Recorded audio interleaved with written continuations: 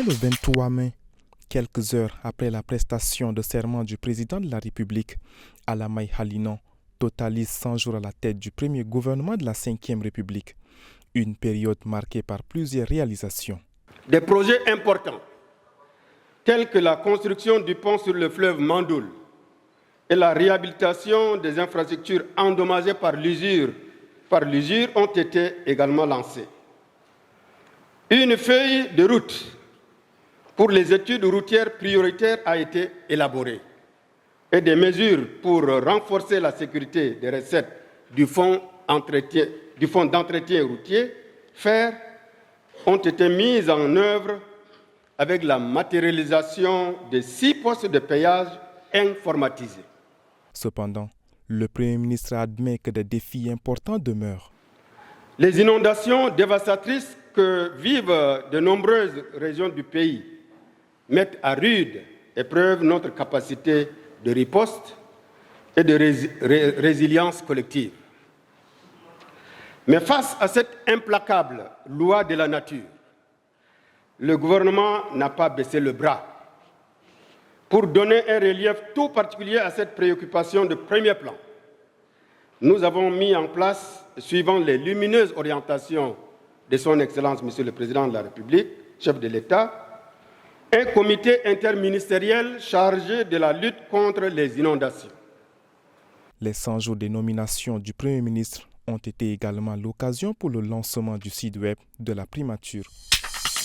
Nous attendons des partenaires techniques et financiers que des rigueurs, même minimales, relatives aux mécanismes démocratiques afférents à l'organisation et à la transparence des élections soient au moins une fois observées de façon à ce que, en urgence, procéder à l'amélioration des conditions sociales des populations, en convoquant une conférence sociale axée sur le plan global d'urgence de gestion des inondations, le plan d'urgence alimentaire et un plan de gestion post-crise,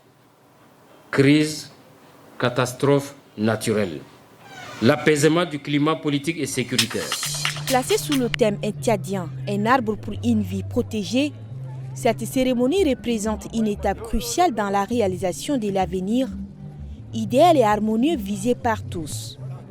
La Semaine de l'arbre a pour objectif de mobiliser et de sensibiliser l'ensemble des Tchadiens à l'importance des arbres dans la vie quotidienne. La protection de notre environnement nécessite un engagement quotidien et une volonté sans faille de réaliser des actions concrètes.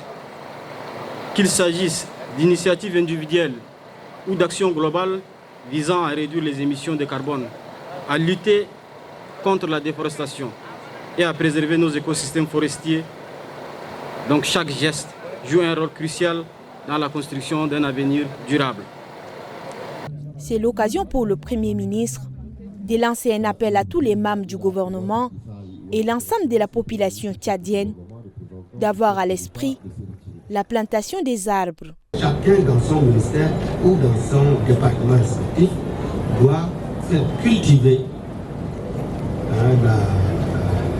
l'éducation et la plantation des arbres, faire cultiver l'esprit de plantation des arbres. Et en même temps, je lance un appel à ceux qui coupent les arbres de manière abusive, sans autorisation aucune du ministère concerné, de cesser immédiatement. Le choix du sud de l'université de Toukra n'est pas le fruit du hasard. Il s'agit d'un accompagnement visant à reverdure l'université et par extension à soutenir la mise en place d'un arboretum au profit du département de la géographie.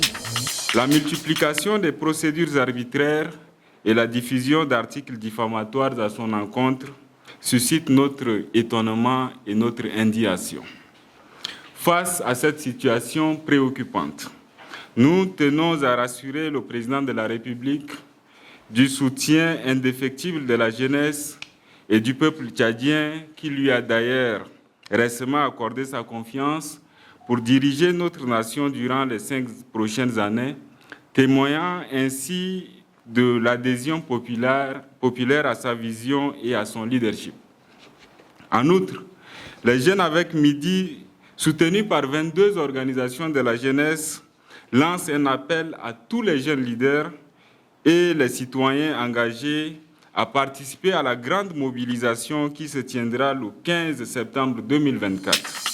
Le ministre d'État Liman Mahamad, représentant le Premier ministre, a présidé ce 31 août la 22e édition de la Journée africaine de la médecine traditionnelle axée sur le thème de la qualité et de la sécurité des pratiques traditionnelles. Le représentant de l'OMS, Dr Nolnan Désiré, a évoqué l'élaboration d'une politique nationale pour intégrer la médecine traditionnelle dans le système de santé, garantissant sa conformité aux normes internationales.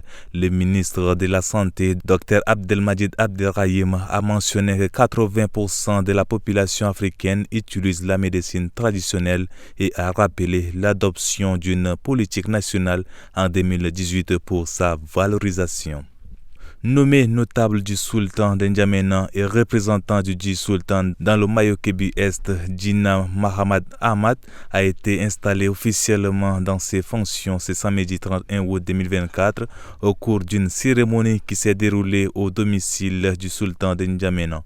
Le représentant du sultan d'Njamena, Béchir Bichara, qui a procédé à l'installation de son homologue, souligne en présence du sultan d'Njamena que c'est désormais le sultan d'Njamena qui est en déplacement dans le Mayo-Kébi-Est et tous les problèmes qui dépendent du sultanat d'Njamena urbain-rural dans cette province sera géré désormais par le représentant du sultan. Il faut souligner que Djina Mahamad Ahmad est le directeur général de Airtel Tchad. Hassan Saleh, un chauffeur âgé de 48 ans, a été tué le 30 août dernier par des agents de la garde forestière et faunique au marché de Dembe à N'Djamena. L'incident est survenu après une altercation concernant des sacs de charbon qu'il transportait avec des vendeuses. Après avoir été frappé à coups de crosse, il s'est effondré et est décédé sur place. 5 agents ont été arrêtés par la police. Le corps de la victime a été déposé à la morgue.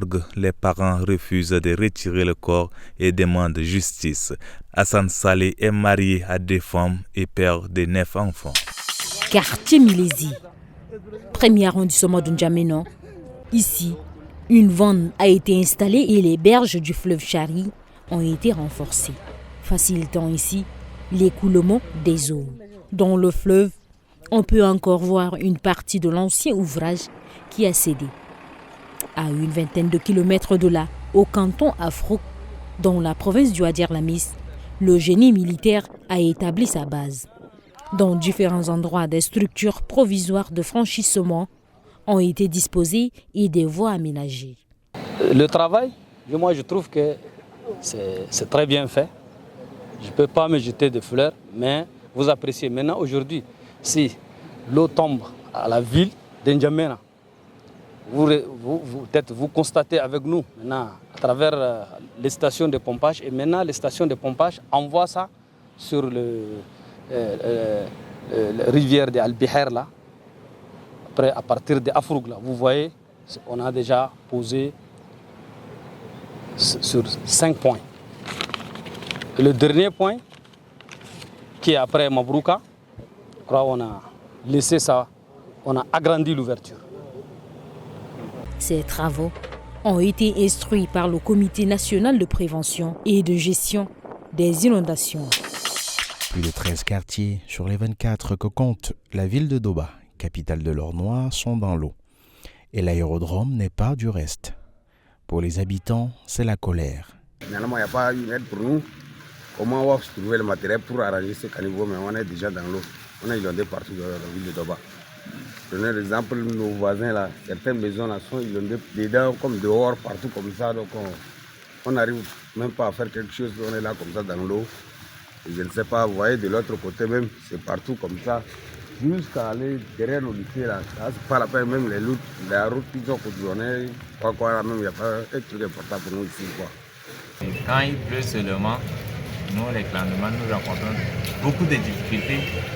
S'il faut prendre un client, l'amener juste dans certains quartiers éloignés, là, nous éprouvons beaucoup de difficultés. Et là, avec l'augmentation du prix du carburant, ça ne nous avantage pas beaucoup. Il faut que le gouvernement viennent en aide, surtout au Clandeman en ce moment-ci, parce que tu devrais peut-être aller à une distance de 100 mètres ou à des 30 mètres, tu es obligé de contourner d'ici par là pour trouver une bonne voie pour aller avec le client. Tu es obligé de contourner de l'eau. Donc c'est vraiment mauvais pour nous, le Clandeman. Donc on les appelle pour nous venir en aide pour évacuer peut-être l'eau qui est toujours sur notre voie là.